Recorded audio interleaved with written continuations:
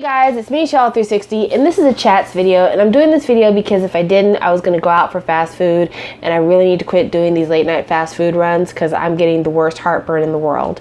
So I'm going to talk about Chris and Luhan, I'm going to talk about Cube, and then I'm going to talk to you guys about this really weird fear that I'm having about SHINee in Dallas, but it's crazy talk, so we're going to save that for the very end because the later it gets, the crazier I get, and makes it more entertaining for you guys.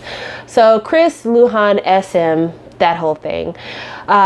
They've been in court now for 2 years, and finally a settlement has been determined by the court, and even though it's all sealed up, SM was allowed to tell us that basically they own Chris and Luhan for the next 6 years, at least until 2022.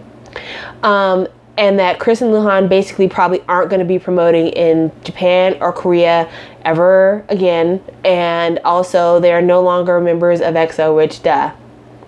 I mean, if you still consider Chris and Luhan as current members of EXO, you are delusional. Like, once they left, it was pretty much apparent they were never coming back.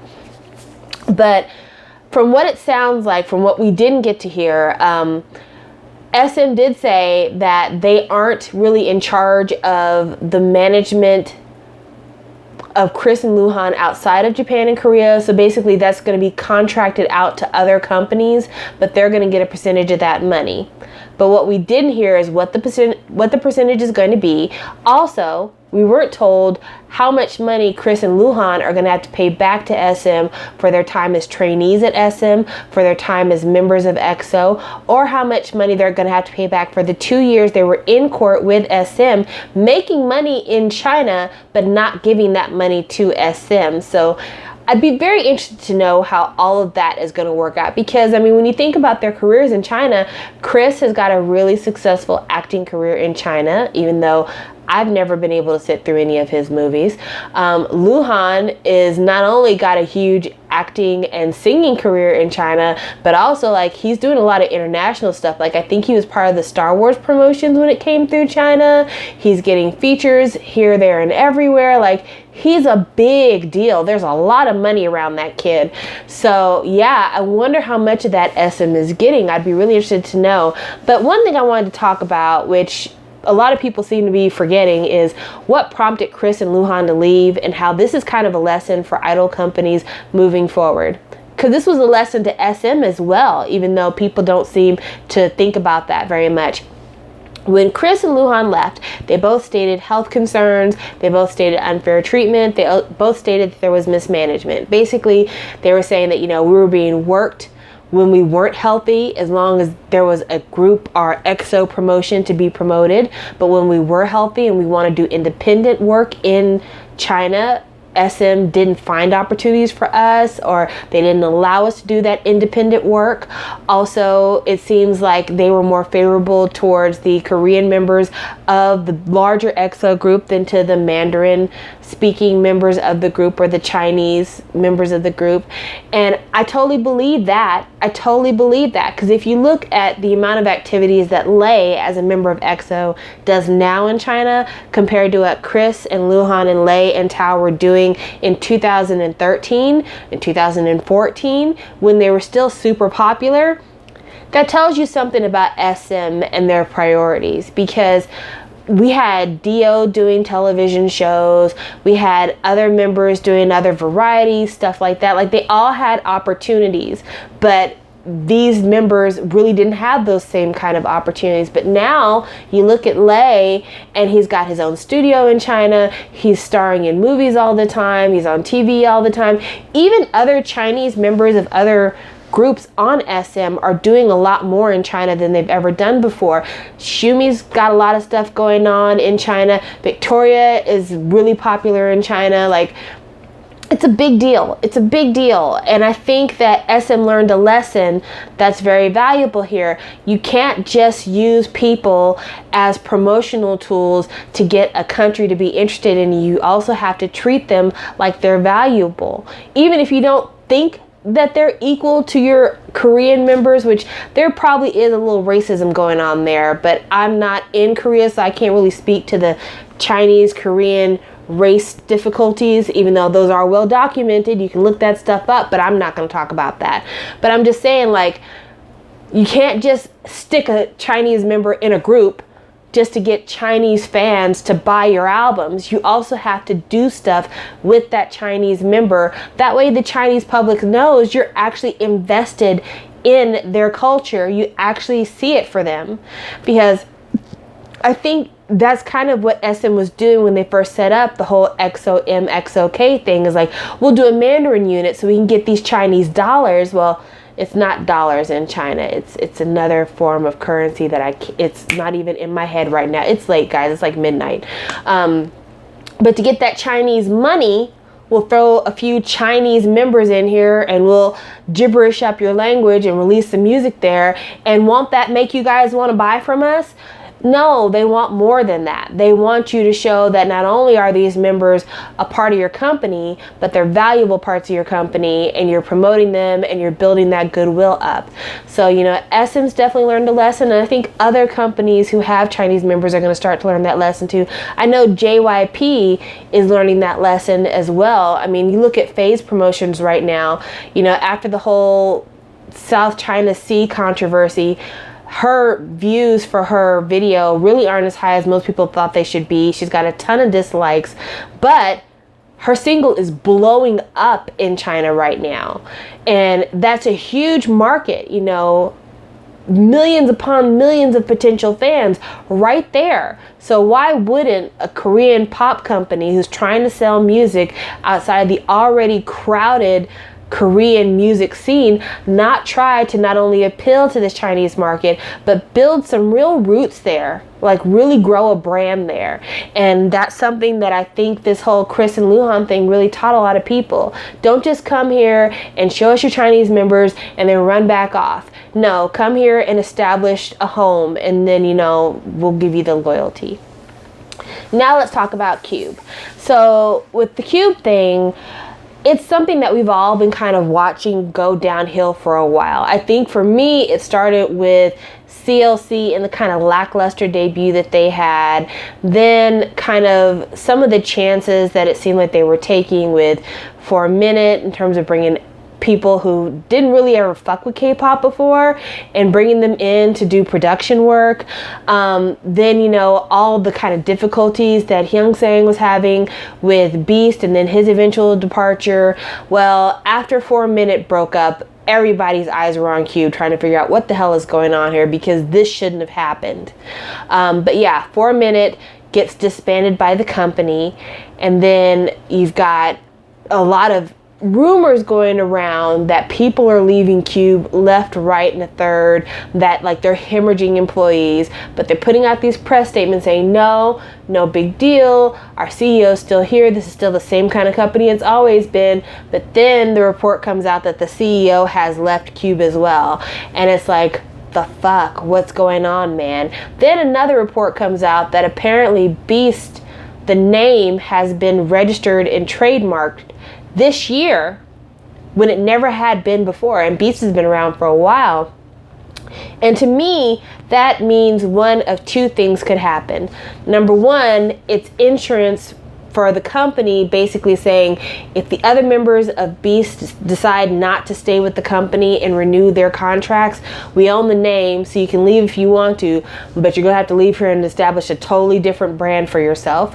Or it could mean that this company, this Chinese conglomerate that I don't want to say took over Cube, but that's kind of what's going on, that took over Cube, that they're planning on taking the catalogs and the names of these K-pop groups and then forming completely new units with the same name and the same music in China. Hear me out first. The reason I feel that way is because they not only took the name for Beast, but they also registered 4 Minute's name. And they registered 4 Minute's name right before the group disbanded. And so if Hyuna had left Cube later on and decided to get back with the other 4 girls of the group to be 4 Minute, they can't be 4 Minute because this company that bought Cube owns that name. So they could use that to, you know, market goods under the name for a minute, and the other girls won't see any of that money. They could also use that name though to establish a new for a minute, and there would be no way for these other girls to get any kind of compensation for it because they don't owe the name. They don't have a share in the name.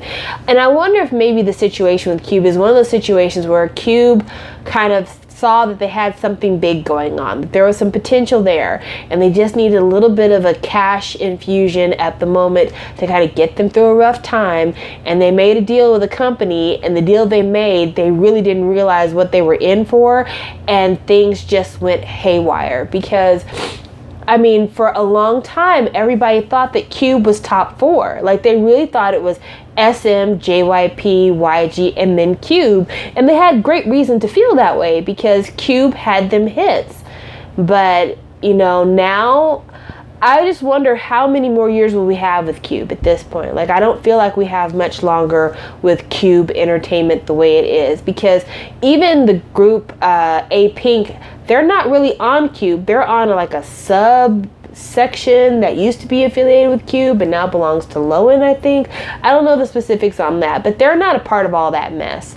And I wonder if Cube is going to be a thing for much longer, or if it's one of those things.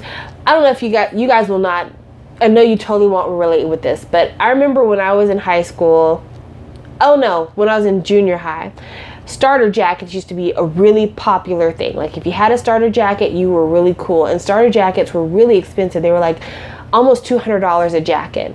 Well, then Starter, the company, wanted to get bigger as a company, so they sold their stocks to some other like large clothing company.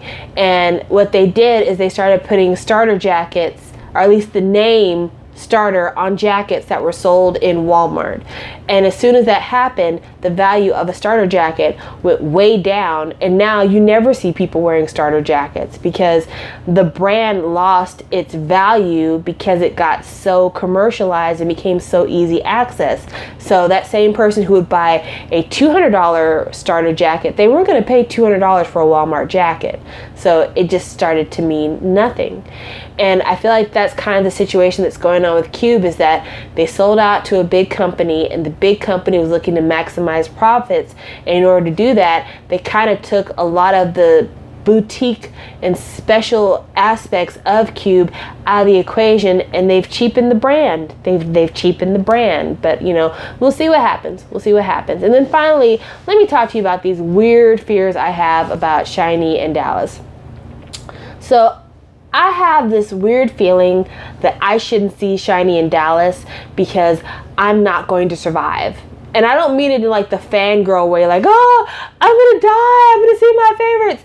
I mean, kind of yes, but kind of more like, I'm afraid that I'm gonna see SHINee in person and it's gonna break my heart. Like, either they're gonna be so great that I'm just gonna be like depressed after I leave, and I'm not going to want to hear them or look at them because I'm going to be too depressed because I know I'll probably never see them again. Or I'm going to get there and I'm going to see them and I'm going to be so let down that I'm like, my life is a lie, and I'm going to want to throw away all my SHINee stuff. And I know this is a really irrational fear. I know this is probably, I'm going to get there, I'm going to have the time of my life, I'm going to be so happy, and I'm just going to be looking forward to seeing them again. And every time I see them on a video, I'll be like, I saw them in person. I'll probably feel that way. But I don't know, like, I've been watching a lot of fan cams from like Tokyo Dome and the SHINee Chicago fan meet, and I don't know. I'm really nervous about it. Like, I feel like my expectations for SHINee are so high because I love them so much that at this point, I'm too invested in them to like see them in real life, you know?